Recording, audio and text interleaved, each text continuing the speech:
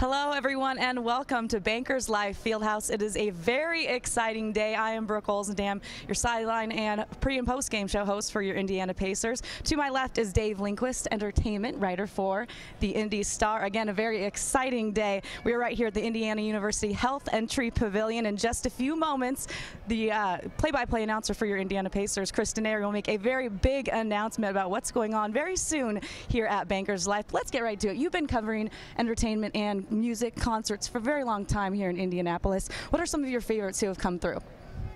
Well, this building has hosted some really memorable ones, including last year when Roger Waters presented The Wall here. That was like a legitimate mind blower. They built the wall, and then the projections of color and images, quite spectacular. So that was one of the best shows you've seen? Yes. U2 has played this building. I think that was 2001. A few months before 9/11. That was Bono's birthday, actually. Oh, good memory. I remember that. Bruce Springsteen played the first ever show here in 1999. So yeah.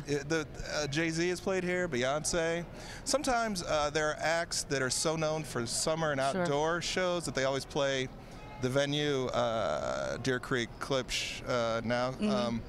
Like, I'd love to see Fish in this building. I can see that happening. I think the light show indoors would be like a completely different experience, but I mean, for years and years they've only played out there, but this year they're skipping us, so maybe they're skipping us in the summer, so maybe they'll play like New Year's 2013. And there's not a bad seat here at Bankers Life Fieldhouse, so something like that would be perfect. You could see everything from every angle. And you just mentioned some of the newer acts, some of the big hot names, and they've come through as well. Who have you liked more recently? Well, on the schedule in just a week or so is Taylor Swift. I remember seeing her. She opened for George Strait. Yep, I remember that. And I just thought she wore these boots that had skulls and crossbones on the front. That's like what I always remember from that show. And it was just so obvious that she had such a stage presence and a confidence. Well, I saw Carrie Underwood here. I took a couple of my girlfriends. She was absolutely phenomenal. A great show. It wasn't all about the lights and all that. It was more so about her vocals, but I thought she was phenomenal too. Did you get a chance to see her? Was that the one where she flew, though, in the pickup truck above the crowd? Oh, yeah, she did. That was pretty cool. I mean, in terms of, like, effects, Backstreet Boys, take them or leave them musically, but they played here. Oh, I'll take them. They played here in the round, and they had a like a bungee. What do you? I saw them live, and I know exactly what you're talking about. They were flipping to. They were on surfboards. Intense degrees. It was just like, and what was cool is that when they did that, they were able to get so close. Yes. To the audience. Oh, I was pretty sure that Brian was looking right at me. I was 18 at the time. Guy? I was a Brian fan, still am. But they were good. I know that Pink is coming up as well, which I am. Speaking of acrobatics, and go ahead.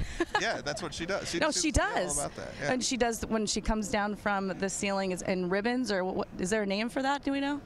Sure, ribbons. Ribbons, there it is. Very acrobatic, though. That's what I love, that all these new names are coming to Indianapolis, too. It's on their calendar, and why do you think that is? Well, it's a state-of-the-art building here at Bankers Life.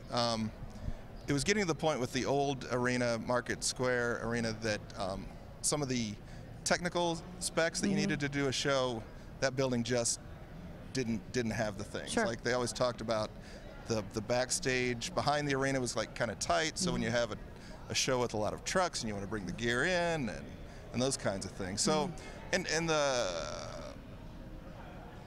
the format of the arena here is such that you can have a show in the round. I remember Metallica played in the round here, Dixie Chicks played in the round here. So when it's that kind of open floor, you can do pretty much whatever you want. Absolutely. Let's get general about music, shall we? Okay. How did you become so passionate about it? Why did you want to make it your life? Wow, that's an excellent question. Thank you. It's my job. It started for me when I was in the second grade, and my brother was a senior in high school. And he would drive me to school every day in a Plymouth Fury that had an 8-track tape deck. Yep. And every morning he would play Sgt. Pepper's Lonely Hearts Club Band for me. Oh. And you're too young probably to remember the whole 8-track experience. I hear about it all the time, but I didn't have one. When you play, it's amazing that this flew with the public, because when you played an 8-track tape, it was you'd have 4 segments of your album, right? Yeah. So you'd be on segment 1, 2, 3, or 4. And if your songs don't fit in the first, second, third, or fourth, your song would fade out and then fade back in. How times have changed. It's like, okay, I'm listening to song 3 of Sgt. Pepper's, and it goes away for a few seconds, changes then it comes back. How have your music tastes changed over the years? Well, when I took this job in '98, I thought I had a very wide breadth of taste, but it's just like exploded since then. Changes all the time. And just I appreciate more, and it's, I guess it's a situation where I can appreciate something of quality in every genre. But people usually say 2 things to me. They say, "Holy cow, what a great job! You have the best job because you get to go see all these shows." And I say, yes, but there's also, and the other thing people ask me is, how do you go to shows when you don't like the artist? Good question. Because there are a lot of times where it's like, it's a job. I'm just going to cover the show. Does your mind change Maybe sometimes? Maybe like a night in, well, I mean, the Cavaliers are coming back. I'm trying to think of like a backwater NBA city. Look at you. Good job. Could identify you can go there. You can say it. I can't. But they're just like things that I try to put myself in the position if I were a fan. So if I'm a fan of this artist, what are my expectations? Sure. And it's things like playlist, sound quality, rapport with the audience.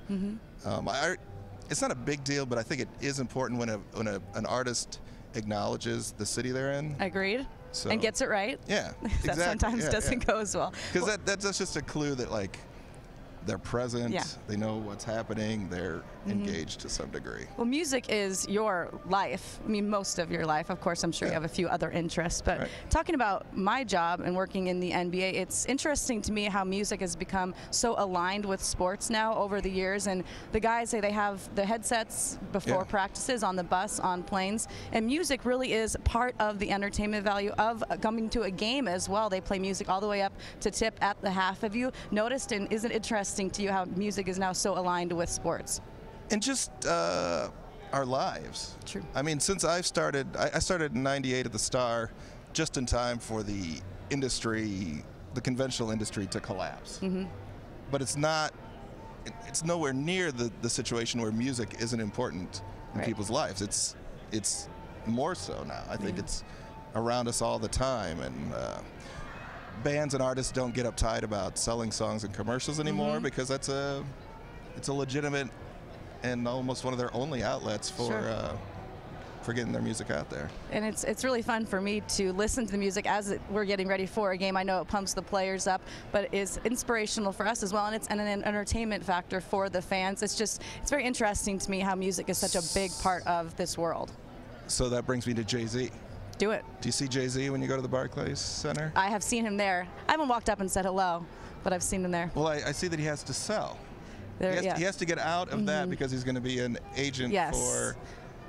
There's a Which conflict player? of interest. Is it Robinson Cano with the Yankees? Is that it? Yeah, and a couple others. That's very interesting. So he has to get out of it, which, I mean, it makes sense. It's ethical, or I guess it's not ethical for him to remain there. So they have the Russian gazillionaire, right? Yeah. You know just as much about sports as you know entertainment, don't you? One of my favorite Super Bowl stories. I don't know, are we running out of time? No, we got a little bit more. Do tell. Okay, I'm a big fan of the Howard Stern Show.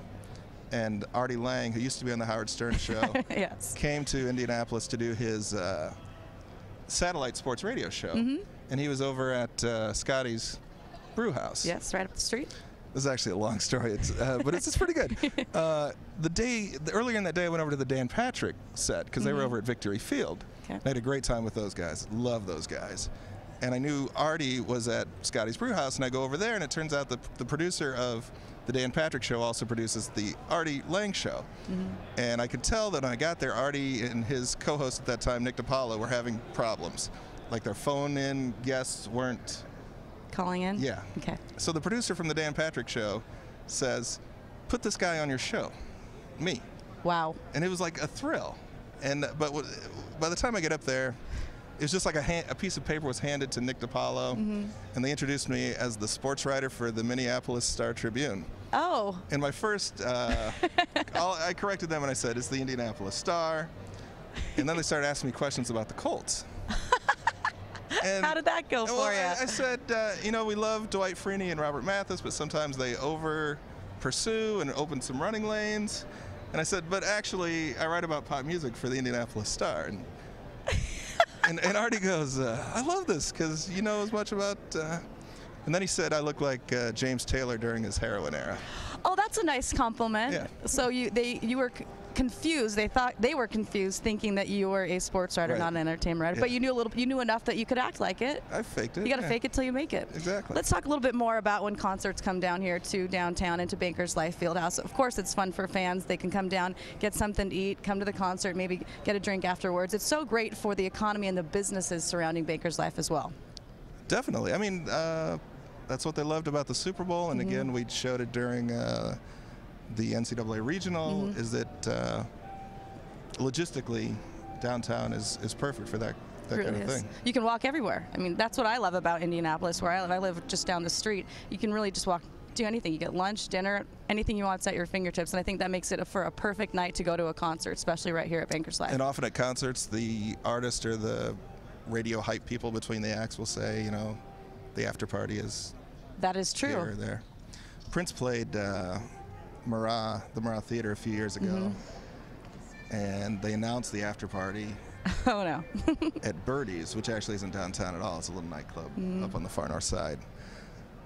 But because of babysitting commitments, I didn't get to go to that. And I guess like it's just like, okay, this is great seeing Prince, but now he's going to go play for another couple hours in this little club. So. Well, we talked a little bit earlier before we started the show about regrets. I'm sorry I have to bring it up, but what are a few concerts that you had the chance to go to and didn't get to see? Well, you're from Seattle, Yes. so we were talking about the grunge explosion of the early 90s. And I was a huge Nirvana backer from, you know, Bleach on, and their album After Nevermind was In Utero. Some people like that record. I thought it was not their best work. And I lived in upstate New York at the time, and the band was playing in Springfield, Massachusetts, which is an easy drive. But they were playing there, but I didn't go because I thought, you know, this isn't my record. I'll go the next tour when they probably put out a record I love. And within a few months, that was it for Kurt. But in Indianapolis, a show that didn't happen that I always think about is Rage Against the Machine and the Beastie Boys announced a tour, and they were going to play out at Deer Creek, and Mike D broke his collarbone bicycling, and they canceled the whole tour. So they never came. And Rage Against the Machine hasn't been back. This is like, I want to say 99. Rage Against the Machine then broke up, and they still do things, but they haven't come back. And it was obviously sad and tragic that, you know, the Beastie Boys aren't going to do anything anymore. Well, I mean, there's still time. The Beastie Boys still can tour.